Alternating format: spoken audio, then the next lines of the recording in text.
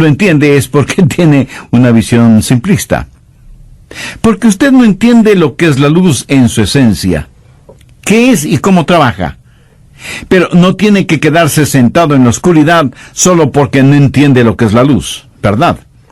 Usted puede gozar de la luz y beneficiarse de lo que la electricidad hace. Luz para iluminar su casa, oficina o negocio, y electricidad para que funcionen los electrodomésticos, el sistema de sonido, la computadora y la televisión. Hay algunas preguntas válidas acerca de la oración, y en esta área ninguna pregunta es más importante que otra. Así que el mensaje de hoy no va a ser en realidad un mensaje en el sentido tradicional, sino más bien respuestas a varias preguntas relacionadas con la oración. Espero que esto les sea de beneficio espiritual. Muchas veces me preguntan, Pastor, ¿por qué debemos orar? Siendo que Dios ya sabe nuestras necesidades. ¿Por qué decirle lo que Él ya conoce? ¿O pedirle que haga lo que Él ya ha determinado hacer? Bien, veamos Mateo 6, los versos 7 y 8. Jesús dijo, y orando, no uséis vanas repeticiones como los gentiles, que piensan que por su palabrería serán oídos. No os hagáis pues semejantes a ellos, porque vuestro Padre sabe de qué cosas tenéis necesidad antes de que vosotros le pidáis.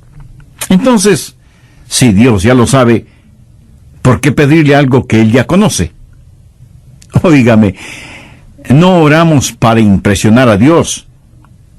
Usted no será escuchado por su palabrería, ni por su lenguaje florido. Si un hijo terrenal puede hablar con su padre terrenal, usted puede hablar con su Padre Celestial. Tampoco ora para informar a Dios. Usted no le puede decir nada que Él ya no lo sepa. Usted ora para invitar a Dios. ¿Por qué debemos hacerlo? Porque hay comunión en la oración. Busque 2 Corintios 6:1. Así pues, nosotros, como colaboradores suyos, os exhortamos también a que no recibáis en vano la gracia de Dios. ¿Notó eso? Somos colaboradores de Dios. Dios nos da el gozo y privilegio de administrar su reino, sus asuntos. Él puede hacerlo sin nosotros, pero nosotros no podemos hacerlo sin Él. ¡Qué privilegio es que Dios nos considere colaboradores suyos! Además, cuando oramos, Dios nos está ayudando a crecer.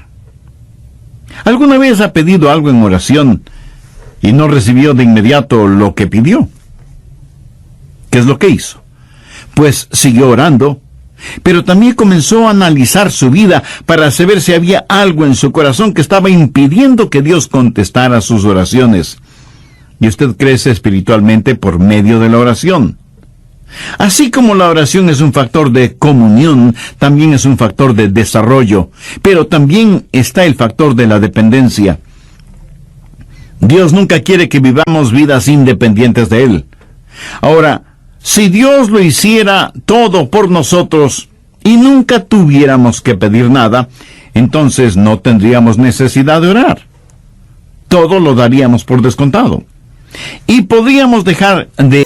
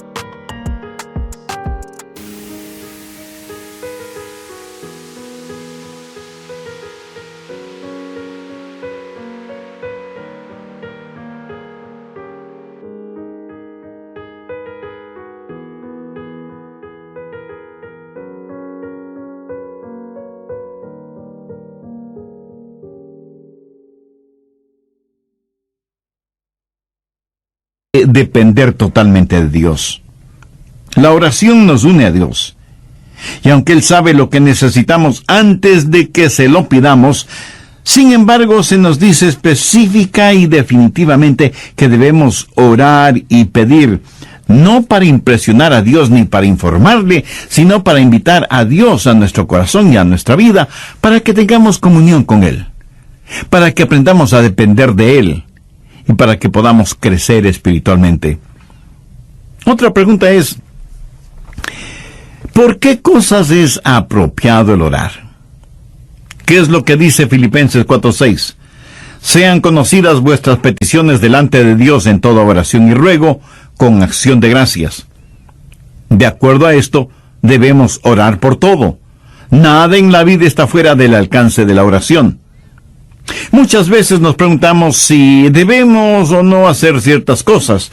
Una buena manera de saberlo es haciéndonos la pregunta, ¿puedo orar por esto? Por ejemplo, cuando usted va a beber licor, puede orar y decir, Señor, bendice este trago que voy a tomar y haz que sea para tu gloria y honra.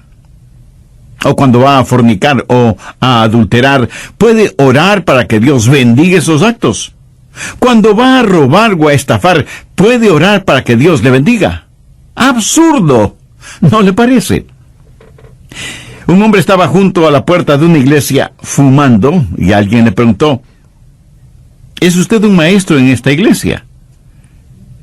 El hombre sorprendido contestó, no lo soy. Y el otro le dijo, bueno, ciertamente lo es. Está enseñando a todos quienes pasan junto a usted el dudoso arte de fumar. A veces enseñamos las cosas equivocadas. Si no puede orar acerca de lo que va a hacer, pues no lo haga.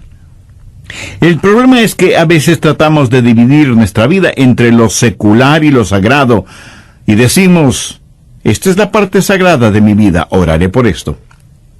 Esta es la parte secular de mi vida, yo la manejaré.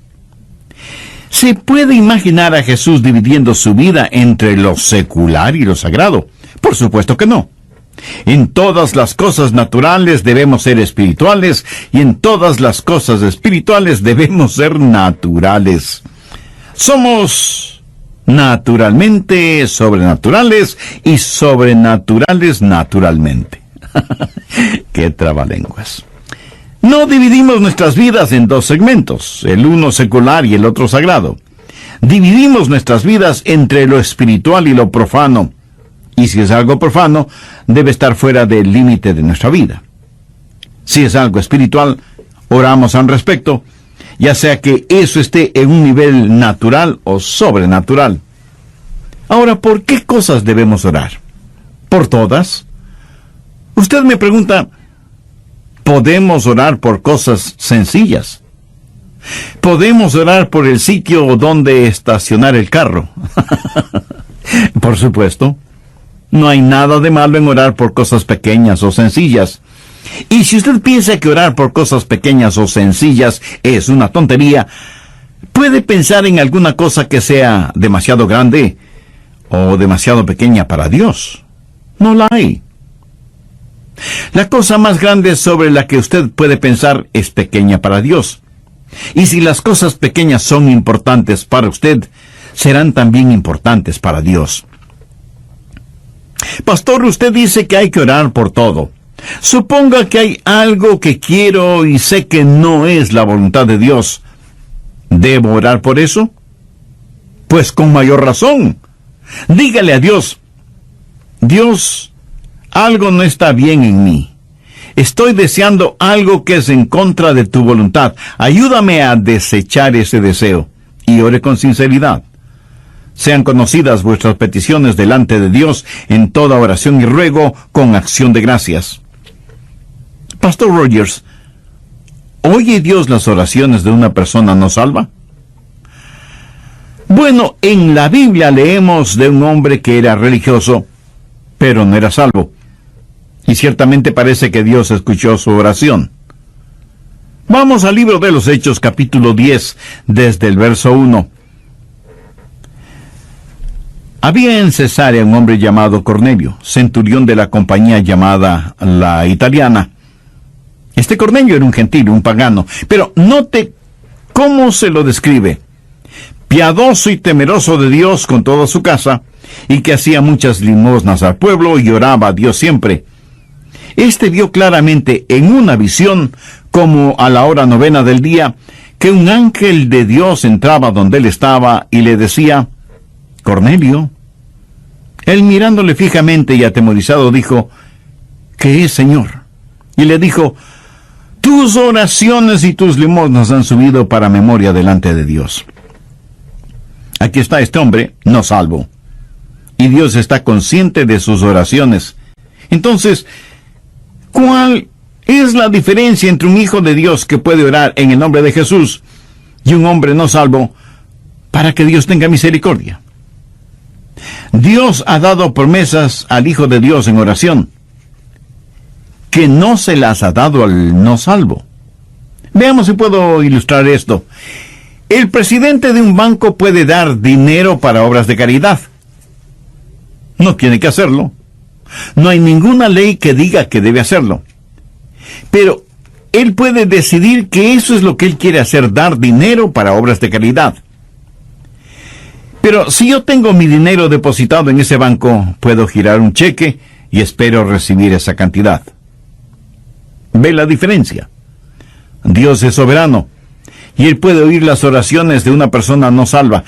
Pero nosotros que somos creyentes tenemos las más grandes promesas de oración y podemos girar cheques contra el Banco del Cielo y firmarlos en el nombre de Jesús, si es que estamos en la voluntad de Dios.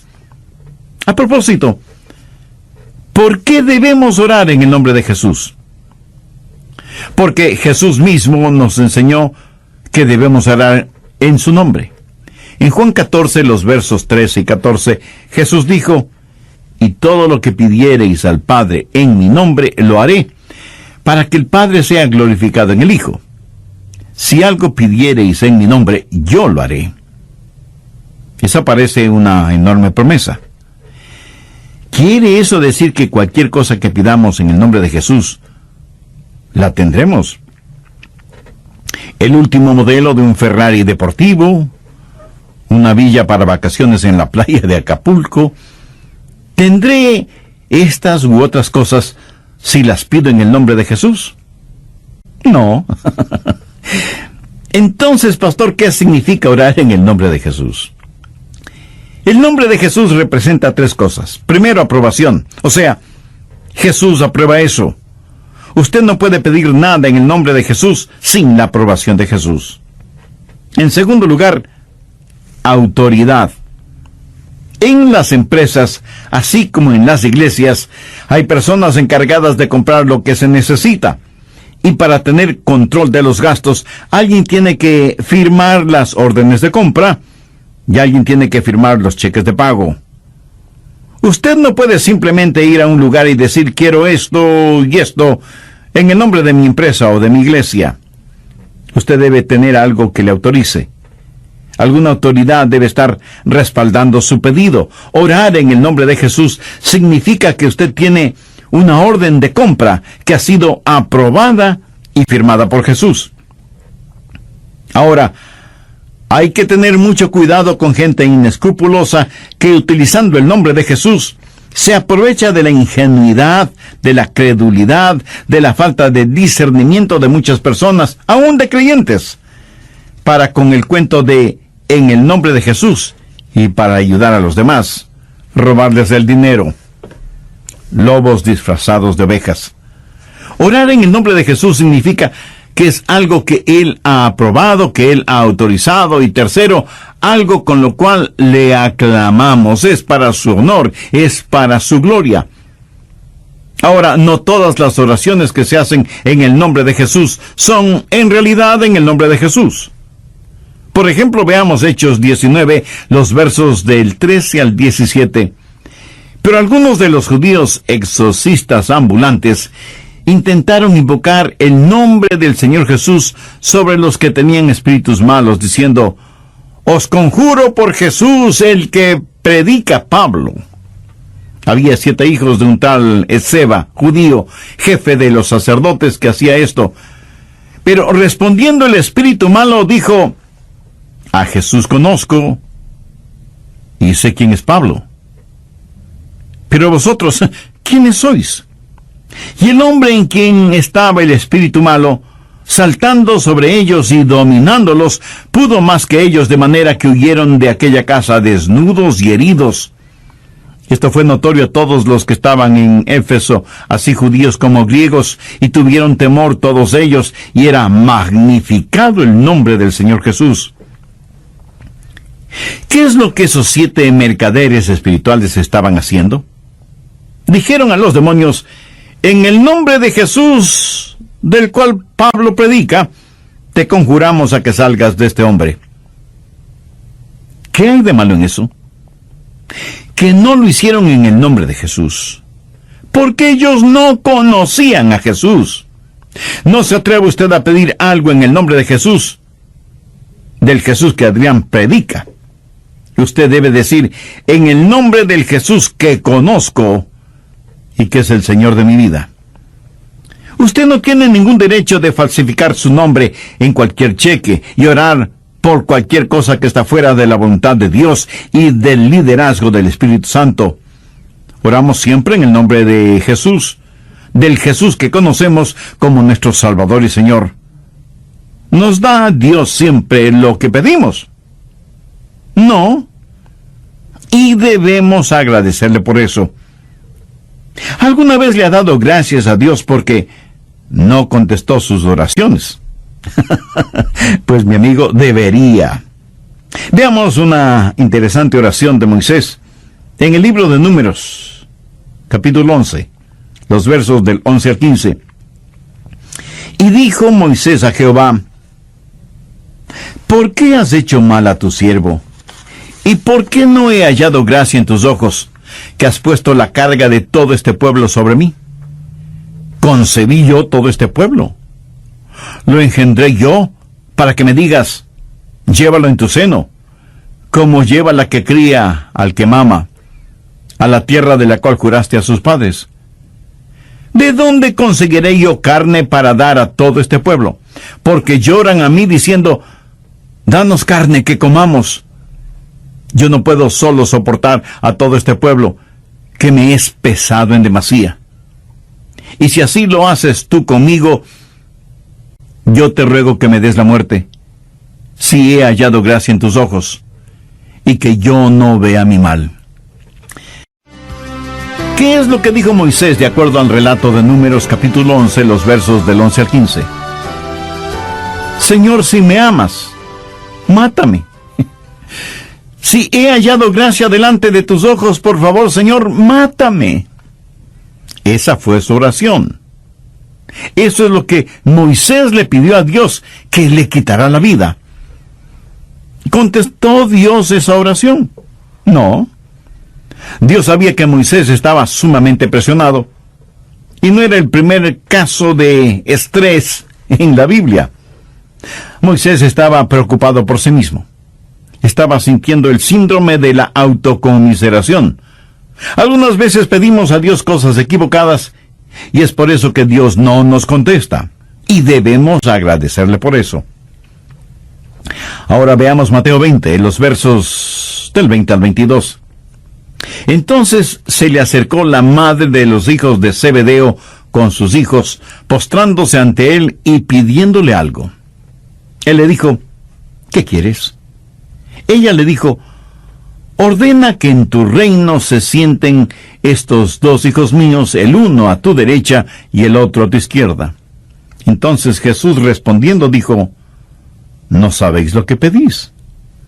¿Podéis beber del vaso que yo he de beber y ser bautizados con el bautizo que yo soy bautizado? Y ellos le dijeron: podemos. Pero ellos, Santiago y Juan, ni sabían ni podían. Ahora, note que el pedido para estar a la izquierda y a la derecha de Jesús en su reino no provino de ellos, sino de su madre. Y como toda buena madre, ella quería lo mejor de lo mejor para sus hijos. Y claro, muchas veces un amor ciego nos puede llevar a cometer actos egoístas. Muchas veces pedimos a Dios cosas que pensamos son buenas y correctas, pero sencillamente no lo sabemos. Esa es la razón por la que el Espíritu Santo tiene que interceder con gemidos que no pueden ser expresados. A veces pedimos y nuestra oración no es contestada. ¿Por qué? La respuesta es simple: porque hay pecado en nuestra vida. Veamos Isaías 59:2. Pero vuestras iniquidades han hecho división entre vosotros y vuestro Dios, y vuestros pecados han hecho ocultar de vosotros su rostro para no oír. Salmo 66:18. Si en mi corazón hubiese yo mirado a la iniquidad, el Señor no me habría escuchado. Note que el salmista no dice, si he pecado, el Señor no me escuchará. Pero aún la inclinación del corazón hacia lo malo ya es pecado, y Dios no nos escuchará. Si Dios contestara la oración de una persona que tiene iniquidad en su corazón, ¿sabe lo que Dios estaría haciendo? Animándonos a pecar. La razón por qué algunos no reciben contestación a sus oraciones no es porque piden lo que no deben pedir, sino porque hay pecado en sus vidas, pero no quieren reconocer la existencia de ese pecado. ¿Qué acerca de su hogar? Esposos y esposas, ¿fueron ustedes casados por un juez de paz o por el secretario de guerra? Veamos 1 de Pedro 3:7. Vosotros, maridos, igualmente, vivid con ellas sabiamente, dando honor a la mujer como a vaso más frágil y como a coherederas de la gracia de la vida, para que vuestras oraciones no tengan estorbo. La clase de relación que usted mantenga con su cónyuge puede ser la razón de que sus oraciones no sean contestadas. Recuerde que si no aprendemos a perdonar a otros, Dios no nos perdonará a nosotros.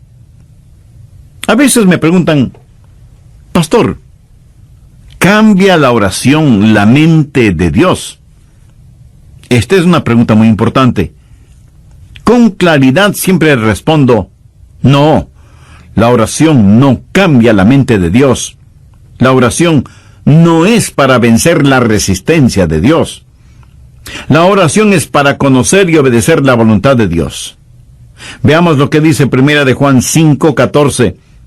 Y esta es la confianza que tenemos en Él, que si pedimos alguna cosa conforme a su voluntad, Él nos oye. La única cosa que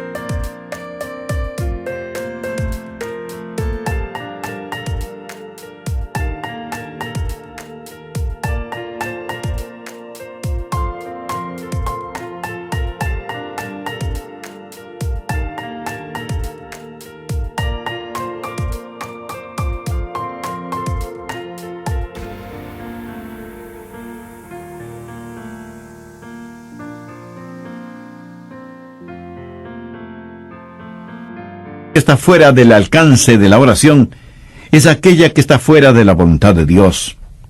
Dios no cambia. Usted no puede cambiar a Dios con sus oraciones, ni yo con las mías. ¿Por qué? Vamos a 1 de Samuel 15:29. Además, el que es la gloria de Israel no mentirá, ni se arrepentirá, porque no es hombre para que se arrepienta. Esto significa que Dios nunca cambia, y en Malaquías 3:6 leemos, porque yo, Jehová, no cambio.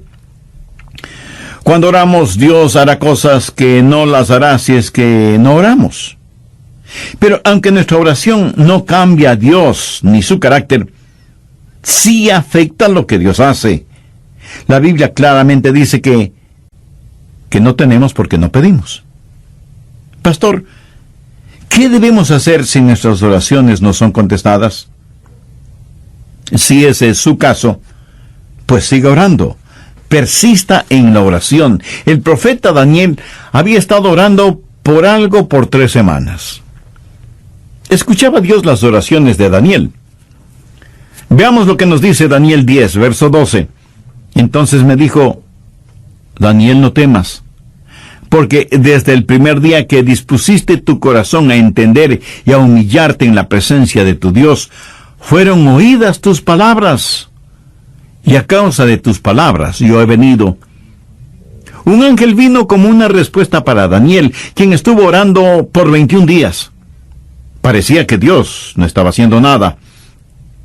Ahora este pasaje bíblico es intrigante y enigmático. Se está desarrollando una guerra cósmica entre los ángeles de Dios y los espíritus demoníacos. Y el ángel viene y dice: tus oraciones fueron escuchadas cuando empezaste a orar hace 3 semanas. O sea que Daniel por 3 semanas estuvo orando persistentemente. Veamos rápidamente Lucas 18:1. También les refirió Jesús una parábola sobre la necesidad de orar siempre y no desmayar. Amigo, hay un tiempo en que debemos persistir en la oración, así como hay un tiempo en que debemos desistir de orar.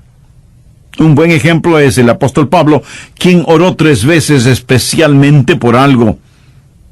No significa que 3 veces pidió al Señor que lo haga, sino que tuvo 3 períodos específicos de oración acerca del aguijón en la carne. Y aunque Dios no le quitó ese aguijón en la carne, sí le contestó la oración, aunque de diferente manera. Veamos 2 Corintios 12:9. Y me ha dicho: bástate mi gracia, porque mi poder se perfecciona en la debilidad. ¿Cuál fue la reacción de Pablo?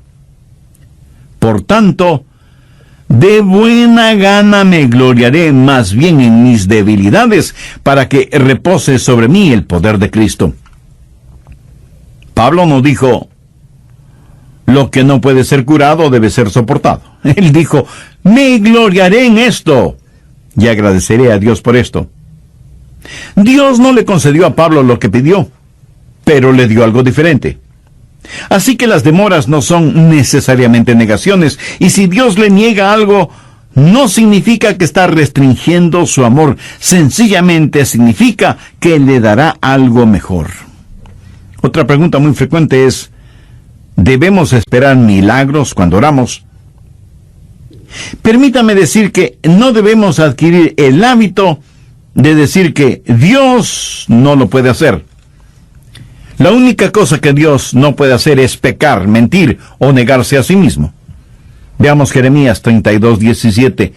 Oh Señor Jehová, he aquí que tú hiciste el cielo y la tierra con tu gran poder y con tu brazo extendido. Ni hay nada que sea difícil para ti. Dios es un Dios de milagros, y en cierto sentido toda oración contestada es un milagro, porque lo sobrenatural se mueve en lo natural. Pero hay otra clase de milagros en la naturaleza, como cuando Dios cambia el agua en vino y cura cánceres y da vista a los ciegos y todas esas cosas. ¿Creo yo que Dios hace esas cosas? Ciertísimamente. Pero estas no son cosas normativas. Usted va a encontrar que en tiempos bíblicos los milagros se dieron en grupos y tuvieron ciertas cosas en común. Trajeron gloria a Dios y no a los hombres. Validaron las demandas o la identidad de Dios y promovieron la obra de Dios en forma muy significativa. Dios es un Dios de poder y un Dios de milagros. Y si Dios tiene un milagro para usted, le dará un milagro de fe. Y aunque no hago de lado los milagros, sí debo decir que no son normativos. Desde mi punto de vista muy personal, si Dios nos da el milagro más extraordinario, que es el perdón de nuestros pecados, la salvación y la vida eterna, ¿qué otro milagro podría ser más grande? Yo personalmente no lo creo. Veamos Apocalipsis 22:17. Y el espíritu y la esposa dicen: ven. Y el que oye diga: ven. Y el que tiene sed, venga. Y el que quiera, tome del agua de la vida gratuitamente. Dios le ha dado a usted voluntad, y usted, en uso de su libre voluntad, puede decir sí o no. Es un dudoso privilegio el que usted tiene. Las personas deben aceptar a Dios por sí mismas. Si usted tiene familiares o amigos no salvos, usted puede orar por ellos, pero no puede forzar su voluntad sobre ellos. ¿Por qué oramos por ellos? Porque estamos en una guerra espiritual. Y por medio de la oración podemos enfrentar el poder de las tinieblas y pedimos la influencia de Dios en la vida de aquellos por quienes oramos. En el capítulo 17 de Mateo, los versos del 14 al 21, relatan la historia de un muchacho lunático. El padre había llevado a su hijo enfermo a los apóstoles, pero ellos no lo habían podido sanar. Por eso ahora buscan la ayuda de Jesús. En el verso 18 leemos: Y reprendió Jesús al demonio, el cual salió del muchacho, y éste quedó sano desde aquella hora. Jesús trabajó en forma soberana y externa sobre ese muchacho. Cuando los discípulos le preguntaron a Jesús por qué ellos no habían podido curar al joven, Jesús les dijo: por vuestra poca fe. Porque de cierto os digo que si tuvierais fe como un grano de mostaza, diréis a este monte: pásate de aquí allá, y se pasará, y nada os será imposible. Pero este género no sale sino con ayuno y oración. Ahora, este no es un caso en que se forzó la voluntad del muchacho, sino que se le liberó de la posesión del demonio. Cuando oramos, no es que nuestra oración forza a la gente por la cual oramos a ser salva, sino que les quita la ceguera espiritual de sus ojos. Cada persona debe recibir a Cristo. Si Dios a la fuerza salvara a una persona, tendría que forzosamente salvar a todos los seres humanos sobre la faz de la tierra. Un amor a la fuerza es una contradicción de términos. Dios libera a la gente para que sea salva. Alguna vez alguien me preguntó: ¿tiene Dios hijos favoritos cuyas oraciones sí escucha? Bien, esta pregunta me hace acordar de una vez que estuve en un avión. Un pasajero me reconoció y dijo: oh, pastor, estoy tan contento de que esté en este avión. Ahora sé que tendremos un vuelo seguro. Algunas veces me dicen: pastor, ore por mí. Sé que Dios escucha sus oraciones. Y eso es como decir que Dios tiene hijos favoritos. Dios no hace acepción de personas. El Salmo 65:2 dice: tú oyes la oración, a ti vendrá toda carne. Amigo, Dios escuchará su oración de la misma manera en que escucha mis oraciones o las de Billy Graham o de cualquier otro creyente. Ahora, si tengo una necesidad de oración, hay ciertas personas a las que pido se unan conmigo en oración. Esas personas son más íntimas conmigo, y es bueno tener amigos íntimos. Estoy seguro que usted también los tiene, ¿verdad? Dios tiene intimidad con sus hijos, pero Dios no tiene hijos favoritos. Y todos quienes conocen y aman al Señor Jesucristo pueden orar sin excepción de personas. Finalmente, una pregunta muy frecuente es: ¿cómo puedo conocer la voluntad de Dios en oración? Bien, recuerde lo que ya dije: nada está fuera del alcance de la oración, sino aquello que está fuera de la voluntad de Dios. Veamos 1 de Juan 5, versos 14 y 15. Y esta es la confianza que tenemos en Él, que si pedimos alguna cosa conforme a su voluntad, Él nos oye. Y si sabemos que Él nos oye en cualquier cosa que pidamos, sabemos que tenemos las peticiones que le hayamos hecho. ¿Quiere conocer la voluntad de Dios en oración? La oración triunfante es la oración que sale de un corazón rendido a la voluntad de Dios. Una de las grandes lecciones que he aprendido y que sigo aprendiendo acerca de la oración es que la oración que llega al cielo es la oración que comienza en el cielo. Lo que nosotros hacemos es cerrar el circuito. ¿Cómo conocer la voluntad de Dios? La voluntad de Dios es lo que usted quisiera tener si supiera todo desde el punto de vista de Dios. ¿Cuál es el secreto o la clave? Veamos Juan 15:7. Si permanecéis en mí y mis palabras permanecen en vosotros, pedid todo lo que queréis y os será hecho. Cuando Cristo vino a vivir en nosotros, eso es unión. Y cuando tenemos compañerismo con el Dios que habita en nosotros, eso es comunión. Y para mantener esa comunión debemos permanecer en Él. Por eso Jesús usó la analogía de la vid y los pámpanos. Los pámpanos reciben el alimento, la vida misma de la vid. Usted permanece en Él, y su palabra permanece en usted. La fe viene por el oír, y el oír por la palabra de Dios. Y usted descubrirá que Dios guiará sus oraciones, y se encontrará orando en la voluntad de Dios.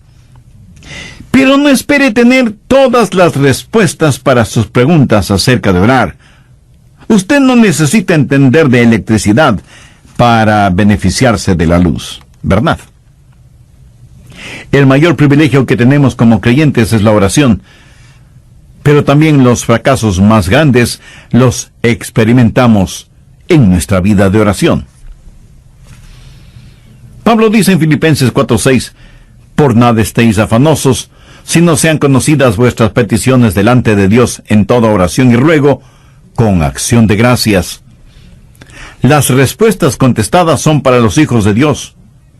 Usted no puede orar en el nombre de Jesús si es que no es un creyente.